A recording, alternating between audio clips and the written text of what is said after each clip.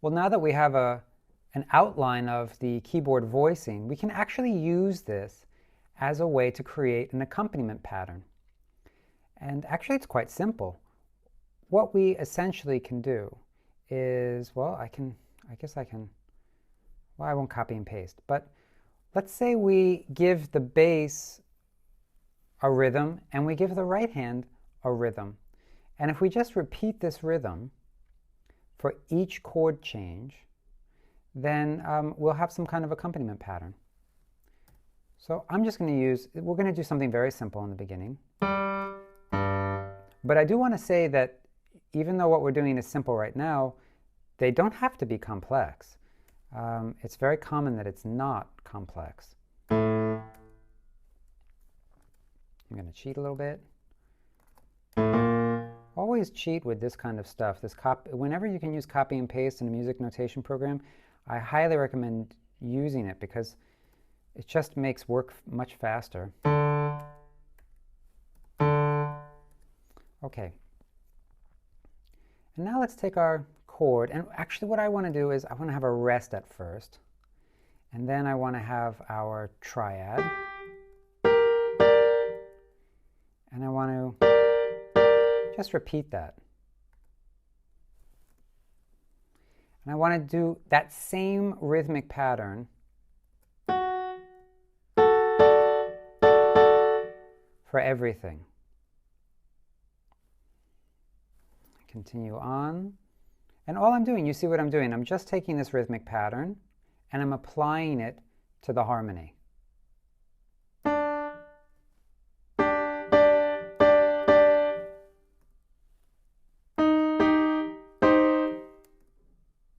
Whoops.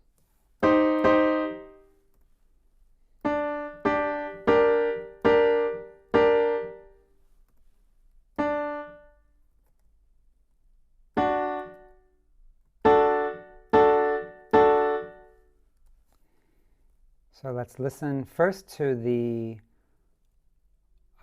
homarhythmic version and then the accompaniment version.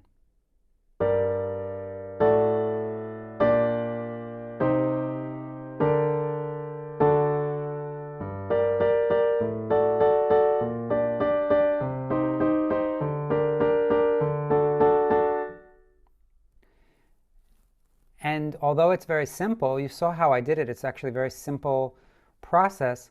This already gives us a kind of texture that we would find in a common practice work, particularly a work from the late 18th century. Or, actually, it really reminds me of the kinds of accompaniment that you might find in, say, a Schubert song.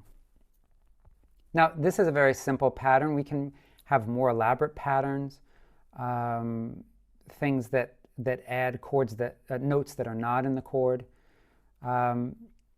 Let's try that then with a slightly more complicated pattern. I'm going to erase this, but not really much more complicated.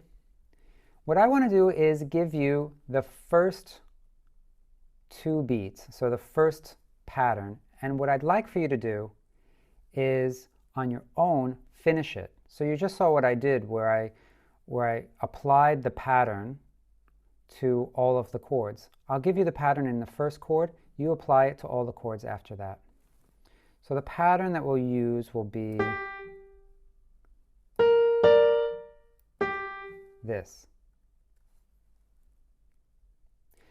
Try to complete this yourself, and then once you've completed it, press continue to continue on and check your work. Okay, so now if I want to apply this texture, this pattern, to this harmony, I have to analyze this a little bit. I have to say, well, I'm going for the lowest note, then the upper 2, and then back to the lower 1. So I'm going to try to keep not just the rhythmic pattern, but this up, down part of the pattern as well. Okay, so again, we take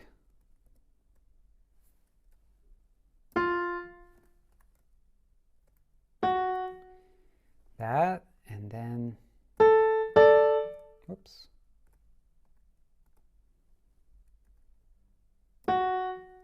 that. So we have the lowest one, then the upper two, then the lowest one. Let's continue on. We take the lowest one,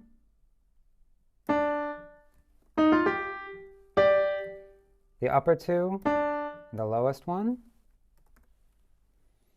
lowest one, upper two, lowest one, lowest one, upper two, lowest one,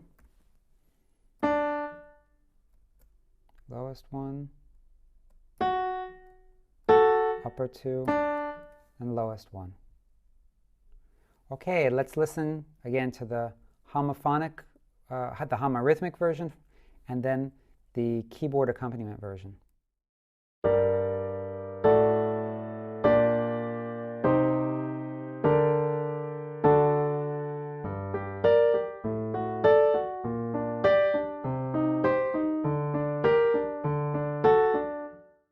So there you have it, a very easy way to move from a homorythmic homophonic texture into something that is an accompaniment. And this is going to be useful to us when we do a project that involves accompaniment, well, a melody and accompaniment. So now we know how to make the accompaniment, and later on we'll talk about how to create a melody.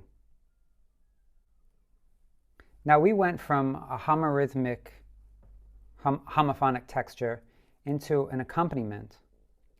What can often be helpful to us to understand the harmony in a work and how that work was constructed is to do the opposite. In doing analysis, we will take a work that is not homorhythmic and make it homorhythmic. We basically do what's called a textural reduction.